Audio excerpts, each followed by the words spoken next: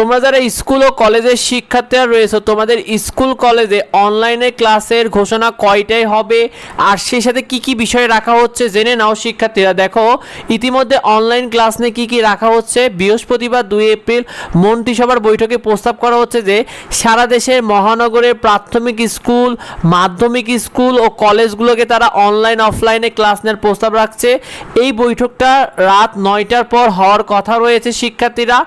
সেখানে কোন কোন স্কুল কলেজগুলো আসলে অনলাইন ক্লাস হবে এই প্রসঙ্গে জানানো হচ্ছে যে আপাতত সারা দেশের যে সকল মহানগর এলাকাগুলো রয়েছে সেই এলাকাগুলোরই প্রাথমিক স্কুল, মাধ্যমিক স্কুল ও কলেজগুলোতে অনলাইন ক্লাস নেওয়ার প্রস্তাব রাখা হচ্ছে।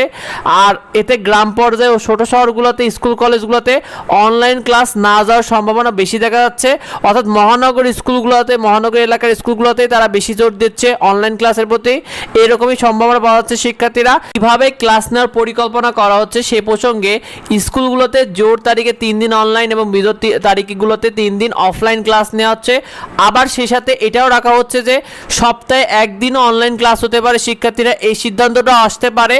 তো এক্ষেত্রে তোমাদের কখন চূড়ান্ত ঘোষণা হবে? দেখো 2 এপ্রিল সংসদে ইতিমধ্যে অধিবেশন চলছে, যার কারণে এটার বিরতিতে রাত 9টায় আসলে তোমাদের এইটার বৈঠক হবে। প্রধানমন্ত্রী এবং মন্ত্রিসভা এটা নিয়ে আলোচনা করে অনলাইন অফলাইন ক্লাসের বিষয়টা চূড়ান্ত করবে।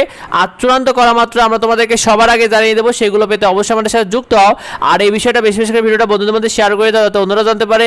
তোমরা কি মন্তব্য করো কমেন্টে অবশ্যই আমাদেরকে জানিও। দেখা হয় পরবর্তী ভিডিওতে। ধন্যবাদ সবাইকে।